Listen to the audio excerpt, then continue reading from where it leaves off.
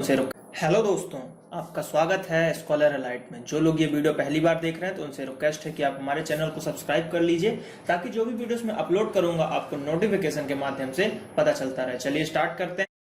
दोस्तों, यहाँ पर आज हम बात करेंगे भौतिक विज्ञान की, और भौतिक विज्ञान के अंतर्गत हम बात करेंगे दूरदर्शी की। किसकी?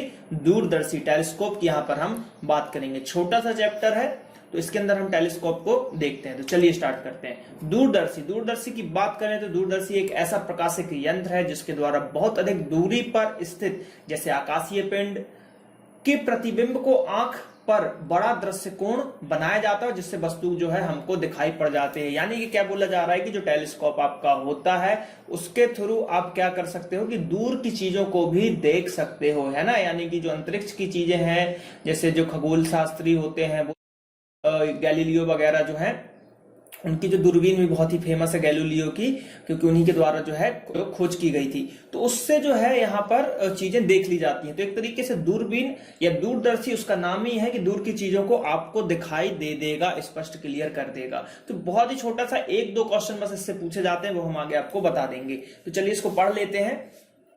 इस प्रकार वस्तु जो है आंख को बड़ी दिखाई देती है। खगोलीय दूरदर्शक विशेषता आकाशीय पिंडों के परीक्षण में उपयोग होती है। दूरदर्शक द्वारा सदैव वस्तु का उल्टा प्रतिबिंब बनता है। एक ये क्वेश्चन होता है कि अगर दूरदर्शक है, कोई दूरदर्शी है, उससे जो वस्तु का प्रतिबिंब बनेगा तो वो कैसा बनता है? उल्टा बनता है या सीधा बनता है? तो ये आपको याद रखना है कि हमेशा उल्टा बनता है। इसलिए यह पृथ्वी की वस्तुएं देखने में प्रयोग नहीं किया जाता है। ठीक है, आकाशीय पिंड प्रायः गोल होते हैं, अतः इनके देखने में इससे कठिनाई नहीं आती है। यानी कि वही चीज है कि अगर आप ऐसी किसी चीज वस्तु को देखते हो जो उल्टी होने पे एकदम डिफरेंट दिखे तो उसको हम नहीं देख सकते।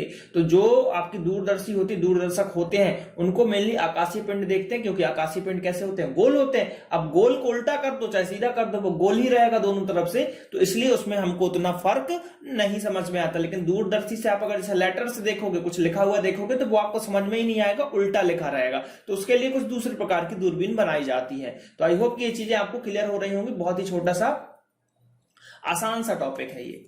अब देखिए कुछ इस टाइप का उसका जो है फॉर्मेशन होता है कि दो उत्तल लेंस होते हैं। ये हो गया आपका फर्स्ट उत्तल लेंस और ये हो गया सेकंड उत्तल लेंस। इसमें क्या होगा, ये जो है वस्तु के करीब रहती है। मान लीजिए हम अगर इसको देखना चाह रहे हैं तो इसके करीब ये है, और सेकंड नंबर जो है हमारे आंख के करीब है। ये हमारी आंख हो गई तो इसके करीब है। तो दोनों लेंस के नाम है जो पूछे जाते हैं कि जो लेंस वस्तु के करीब है उसको क्या बोला जाता है ना। यानी कि जो लेंस वस्तु के करीब है उसको क्या बोलते हैं? तो उसको बोलते हैं हम अभिदृश्यक लेंस।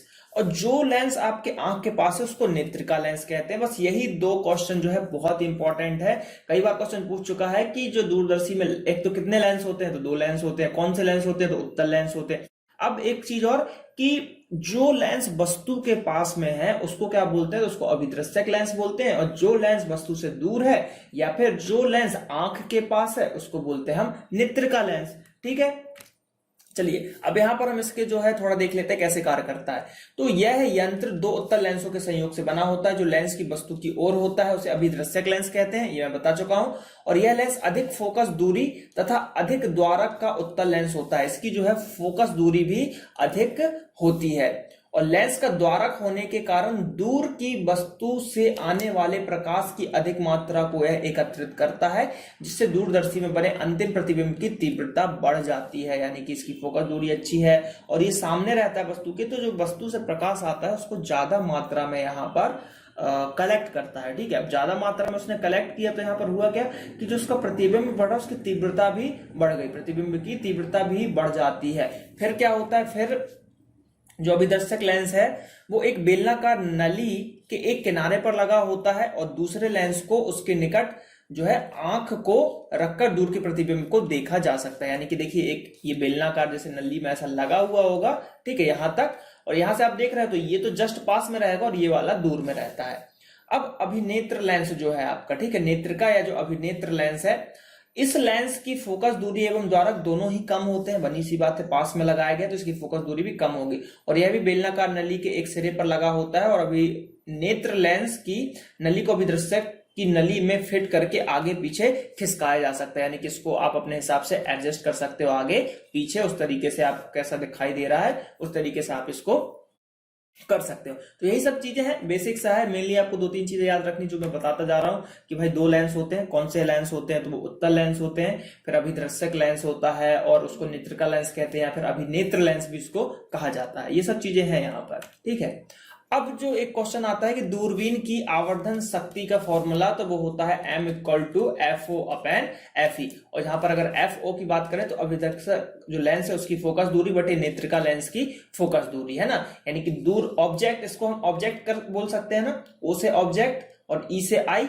तो ऑब्जेक्ट के पास जो लेंस है उसकी फोकस दूरी और E यानी कि आई के पास जो है उसकी फोकस दूरी को अगर आप अनुपात रेशो ले लेते हो तो उससे जो है आपका m की वैल्यू आ जाएगी। अब दूरबीन जो है मेनली 2 प्रकार के होते हैं, एक होता है अपवर्ती तथा परावर्ती। और अपवर्ती दूरबीन भी 2 प्रकार का होता है, एक होता है खगोलीय दूरबीन और गैलीलियो की दूरबीन, ठीक है।